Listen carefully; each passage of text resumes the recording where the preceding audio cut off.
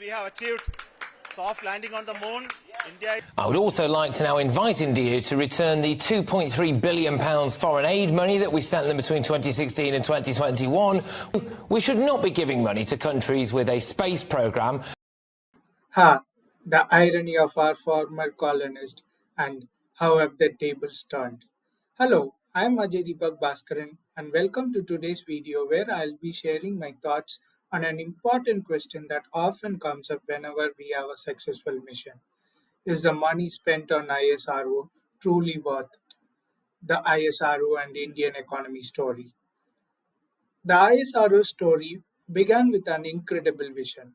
In the early 1960s, as India grappled with economic challenges, the government recognized that science and technology would play a critical role in national development. Under Prime Minister Jawaharlal Nehru's leadership, the foundations for India's space program were laid. It was in 1962 the Indian National Committee for Space Research, INCOSPAR, was formed. This marked the first policy initiative aimed at leveraging space technology for societal benefits. INCOSPAR's success was largely due to the visionary leadership of Dr. Vikram Sarabhai, who believed space could be a tool for India's socio-economic transformation. Dr. Sarabhai firmly believed that developing indigenous space capabilities would be key to addressing India's socio-economic challenges, from education to agriculture and healthcare. This vision seamlessly aligned with the self-reliance and socialist governance model championed by our then Prime Minister Mr. Nehru. As a result of this, the government of that era wholeheartedly supported this mission, providing crucial financial backing and policy support at every stage. By the year 1969, INCOSPAR evolved into ISRO, operating under the Department of Atomic Energy with clear policy directives to focus on national development. With the right policy support, ISRO grew exponentially. Let's look at some of the achievements over the years. ISRO's achievements begin with India's first satellite launched in the name of Aryabhatta in the year 1975. However, the development of the Polar Satellite Launch Vehicle (PSLV) in the 1990s had been a turning point in our space journey. With this cost-effective, reliable launch system, ISRO was able to offer satellite launch services at a fraction of the cost compared to other space agencies and till now has launched about 400 satellites for various countries.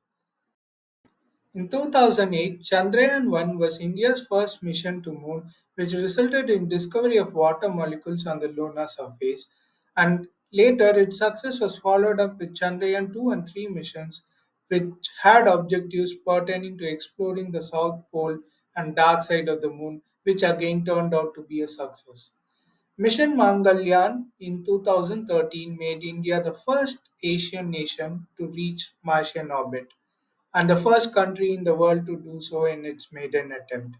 The mission was not widely celebrated just for its scientific achievement, but also for doing it at a remarkably low cost, achieving it like at a budget even lower than that of a space-related Hollywood blockbuster movie called Gravity. The next big achievement is our NAV-IC, India's regional satellite navigation system, which provided accurate positioning services to users in India and surrounding regions. Now, coming to the main part. To answer the question, is India's investment in space economy worth it? My answer would be a resounding yes. I firmly stand by this conclusion, supported by three powerful justifications, which we'll be discussing moving forward. The first justification would be the direct revenue from satellite launches. As I mentioned before, ISRO's low cost launch services brought global clients to India, turning the space sector into a lucrative business opportunity for us. By 2023, India had already launched over 400 foreign satellites, bringing in over 6,000 crores in revenue. This revenue, being part of our export services, directly contributes to our GDP, enhancing our economic growth and global standing. The second most important aspect would be ISRO's direct and indirect benefits empowering our everyday life. Now, to answer the question, how does ISRO impact everyday life? The only thing we have to do is think about GPS. ISRO's indigenous navigation system, NAVIC, powers essential services from agriculture to transportation, enabling millions of Indians to access accurate navigation data. This helps farmers in precision farming, optimizing crop yields by accurately planning their planting and harvesting schedules, which again results in increased production at a reduced cost. In terms of transportation, the NAVIC system enhances the efficiency of logistics and transportation networks. The accurate navigation data helps in route optimization, reducing fuel consumption and travel time, which again lowers the operational costs for business. In terms of disaster management, the NAVIC system provides critical data enabling timely evacuation and resource deployment in case of natural disasters. This obviously minimizes economic losses and even can help in saving lives. For the fisheries department, fishermen can benefit from NAVIC's accurate location data, improving their catch efficiency and safety at sea, which again boosts the fishing industry's productivity. For the urban planning department, accurate geospatial data from NAVIC aids in better urban planning and infrastructure development, leading to more efficient use of resources and improved public services. ISRO satellites are the backbone of weather forecasting, which again supports Indian farmers, improve disaster management, helping save lives and resources. A French consultancy, Novaspace, published a report that stated that ISRO helps about 8 lakh fisher folk every day, and about 1.4 billion Indians get the benefit of satellite-based weather forecasts. ISRO even has Earth observation satellites like ResourceSat and Cartosat that enhance agricultural development by monitoring crop health, soil moisture, and land use, helping farmers make informed decisions and improve productivity. Further, the high resolution satellite imagery aids in urban mapping, traffic management, and infrastructure monitoring. This data obviously allows cities to optimize their land use and improve public services, contributing to sustainable urban development. Again, like mentioned before, our success in launching about 400 foreign satellites has established our agency as a global space technology leader, boosting our international reputation and soft power while fostering global collaborations, thereby helping us with our geopolitics.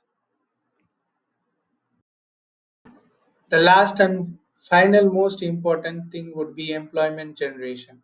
ISRO, along with its subsidiaries, has created numerous jobs directly employing scientists, engineers, technicians, and indirectly generating opportunities in related industries such as satellite manufacturing and data analysis. It has directly supported over 96,000 jobs in the public and private sector, directly increasing the GDP. As per the Nova Space Consultancy report, India's space sector has directly contributed about $24 billion to India's GDP over the last decade. Further, the report also stated that for every dollar produced by the space sector, there was a multiplier effect of $2.54 to the Indian economy. And India's space force was about 2.5 times more productive than the country's broader industrial workflows, emphasizing that our space agency indeed contributes to the economy in a larger extent. Further, the recent government reforms such as the Indian Space Policy 2023 letting private enterprises carry out end to end activities from launching satellites and rockets into space to operating edge stations would further enhance the efficiency and innovation aspect that is generally found lacking in a government organization. With the advent of the recent public private partnership and the provision of FDA investment in space technology, I am confident that our current 2% share in the global space economy will soar to an impressive 9% by 2030 as per expectations. This growth will not only elevate India's stature in space exploration, but also will provide a substantial boost to our GDP, driving innovation, creating jobs, and accelerating economic development. I hope that now we can agree ISRO's pioneering efforts in space technology have not only positioned India as a global leader but also have driven substantial economic growth, innovation, and job creation. And I'm very sure it will be playing a pivotal role in our nation's journey towards becoming a 30 trillion economy by 2047. Thank you very much.